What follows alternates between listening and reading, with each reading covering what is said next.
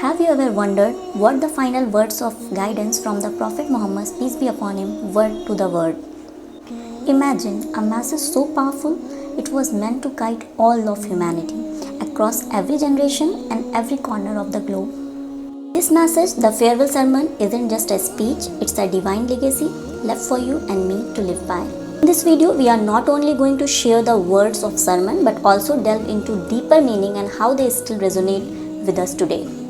From lessons on justice and equality to the sanctity of life, every word holds a key to peace and serenity in our lives. So stick with us as we explore these timeless teachings that continue to light the way for millions around the world.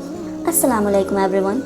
Welcome back to the Peaceful Universe, where we explore the moments, messages and teaching that bring peace, serenity into our lives. Today, we are starting a multi-part series on the farewell sermon of Prophet Muhammad, peace be upon him, a message filled with wisdom, guidance and a reminder for all of humanity. This sermon was delivered on the 9th day of Dhul Hijjah, 10/8/623 AD in the Urana valley of Mount Arafat during the annual rites of Hajj. This powerful sermon was not just a speech, it was a farewell address that the Prophet, peace be upon him, knew could be his last message to the people. He started by praising and thanking Allah, and then he said these heartfelt words. O people, lend me an attentive ear, for I know not whether after this year I shall ever be amongst you again. Therefore, listen carefully to what I am saying and take these words to those who could not be present here today. In these words, the Prophet, peace be upon him, expressed the gravity of the moment. He was aware that his time on the earth was limited, and he wanted to ensure that his message would reach every heart, even those who were not present. He urged the people to listen attentively because his words were final reminder of this principle that would guide their lives. This shows the importance of sharing knowledge and spreading the teaching of Islam to everyone. Next, the Prophet Muhammad ﷺ emphasized the sacredness of life, property and trust, highlighting how we should treat each other with utmost respect and dignity. Prophet ﷺ said, O people, just as you regard this month, this day, this city as sacred, so regard the life and property of every Muslim as a sacred trust. Return the goods entrusted to you to their rightful owner. Hurt no one so that no one may hurt you. Remember that you will indeed meet your Lord and that He will indeed reckon your deeds. Here, the Prophet, peace be upon him, compares the sanctity of human life and property to the holiness of the sacred month of Dhul Hijjah, the day of Arafah and the holy city of Makkah. Just as we hold these things in the highest regard, we must respect each other's life and belonging. Islam teaches us that every Muslim's life, honor and property are invaluable. The message is clear: treat others well, fulfill your trusts, and be mindful that one day we will all stand accountable before Allah for our actions. Moving on, the Prophet Muhammad ﷺ addressed a major issue of the time, usury or interest, which was a form of exploitation that burdened people with debt. Prophet Muhammad, peace be upon him, said, Allah has forbidden you to take usury, therefore all interest obligations shall henceforth be waived. Your capital is yours to keep. You will neither inflict nor suffer any inequality. Allah has judged that there shall be no interest, and that all interest due to Abbas ibn al-Muttalib be waived. In simple terms, the Prophet Muhammad, peace be upon him, abolished the practice of charging interest. Islam promotes fairness and equality, and taking interest creates a system where the rich exploit the poor. By eliminating interest, the Prophet Muhammad ﷺ encouraged a society based on justice where everyone has an equal chance to succeed without being burdened by unfair financial practices. This is a powerful reminder that our wealth should be earned through honest means and not by taking advantage of others.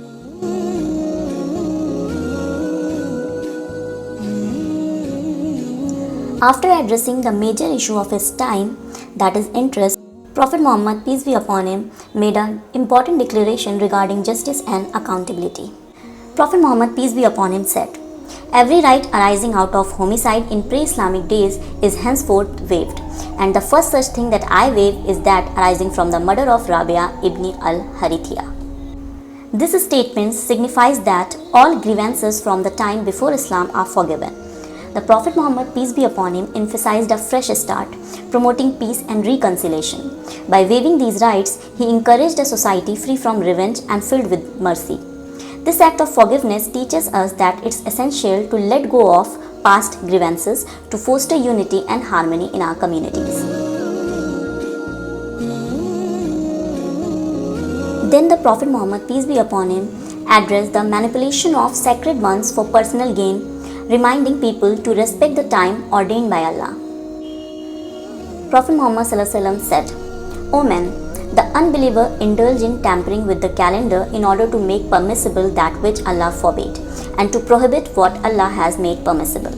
With Allah, the months are 12 in number. 4 of them are holy, there are successive, and one occurs singly between the month of Jumada and Shaban." This statement was a call for honesty and respect for Allah's divine order. The sacred months in the Islamic calendar are meant to be times of reflection, peace, and spirituality. The Prophet Muhammad warned against altering these months to suit one's desire, emphasizing that what Allah has decreed should not be tampered with for personal benefits. Finally, in this part of sermon, the Prophet Muhammad reminded us of the danger posed by Shaitan, who continually tries to lead people astray from the path of righteousness. Prophet Muhammad said, "Be aware of Shaitan for the safety of your religion. He has lost all hope that he will be able to lead you astray in big things, so be aware of following him in small things." This is a crucial reminder that Shaitan's influence might not always be obvious. He often tempts us in the smallest of the matters. Islam teaches us to stay vigilant and protect our faith, even in the little things we might overlook. By staying conscious of our actions, we safeguard our connection with Allah and keep our lives on the path of righteousness. Prophet Muhammad continued his sermon by addressing the responsibilities of men toward their wives and the rights women have in Islam. Prophet Muhammad said, "O people, it is true that you have certain rights with regard to your women, but they also have a rights over you. Remember that you have taken them as your wives only under Allah's trust and with His permission.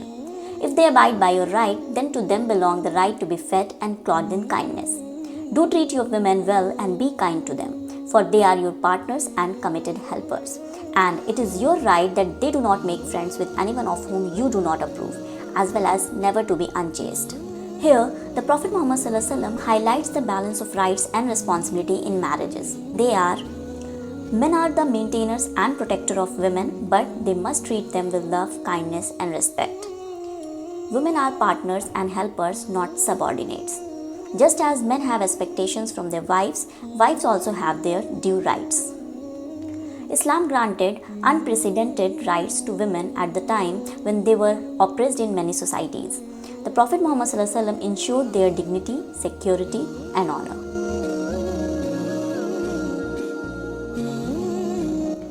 Then Prophet Muhammad reminded the people about the 5 pillars of Islam, emphasizing their importance.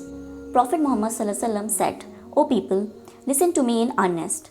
Worship Allah, say your 5 daily prayers, fast during the month of Ramzan, and give your wealth in zakat, perform Hajj if you can afford it." These pillars form the foundation of Islam.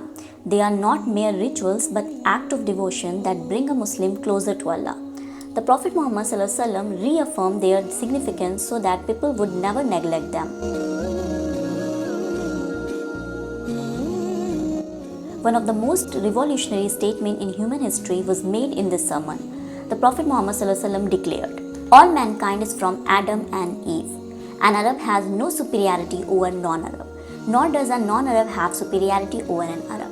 A white has no superiority over black, nor does a black have any superiority over a white, except by piety and good action." This statement shattered the concept of racism and social discrimination. No race, ethnicity, or nationality defines a person's superiority, only their faith and good deeds do. This is a reminder for us today. Islam is a religion of equality. We must never let arrogance, racism, or nationalism divide us. Then Prophet Muhammad ﷺ reminded Muslims of their unity. He said, "Learn that every Muslim is a brother to every Muslim, and that the Muslims constitute one brotherhood. Nothing shall be legitimate to a Muslim which belonged to a fellow Muslim unless it was given freely and willingly." This means no Muslim should harm another. No one should take the property of another unjustly. The entire Ummah is one family. Sadly, today many of us have forgotten this teaching. We see division, hatred, and betrayal within the Muslim community. If we truly follow this hadith, we will be united and strong as one Ummah. The Prophet Muhammad ﷺ then reminded the people about their accountability before Allah. Prophet Muhammad ﷺ said, "Do not therefore do injustice to yourself. Remember, one day you will meet your Allah and answer your deeds. So be aware, do not stray from the path of righteousness after I am gone." Then he declared, "O people, no prophet or apostle will come after me, and no new faith will be born. Reason well therefore, O people, and understand the word that I convey to you. I leave behind me two things, the Quran and the Sunnah, and if you follow these, you will never go astray." This is a powerful reminder for all Muslims. Islam is the final religion. The Quran and Sunnah are the only true guides. We must uphold and spread the teaching of Islam. Then Prophet Muhammad ﷺ instructed, "All those who listen to me shall pass on my words to others, and those to others again, and may the last ones understand my words better than those who listen to me directly." This emphasizes that the message of Islam is for all generations. Future believers may grasp its wisdom even more deeply. Every Muslim has a duty to preserve and share it. This is a call for us to learn, practice, and convey Islam so that the light of guidance never fades. Then Prophet Muhammad ﷺ called upon Allah as witness and said, "O Allah, be my witness that I have conveyed your message to your people."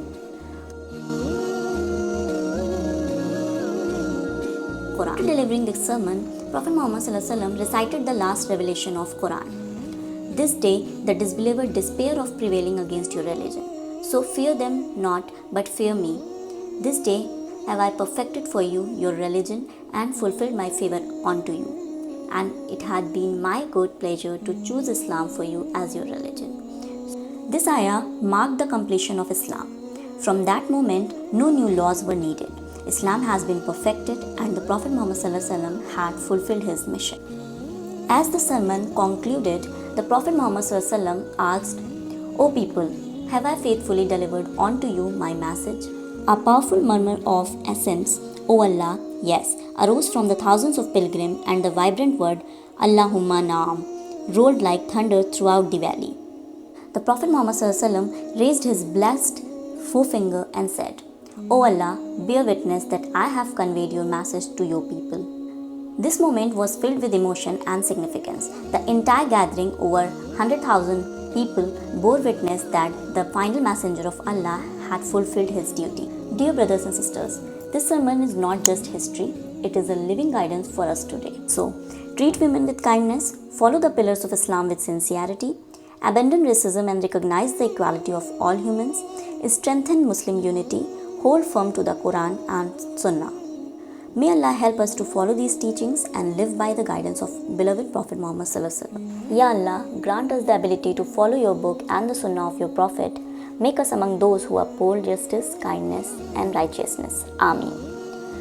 If you found this video beneficial, don't forget to like, share, and subscribe to the Peaceful Universe. May Allah bless you all. Jazakumullah khair.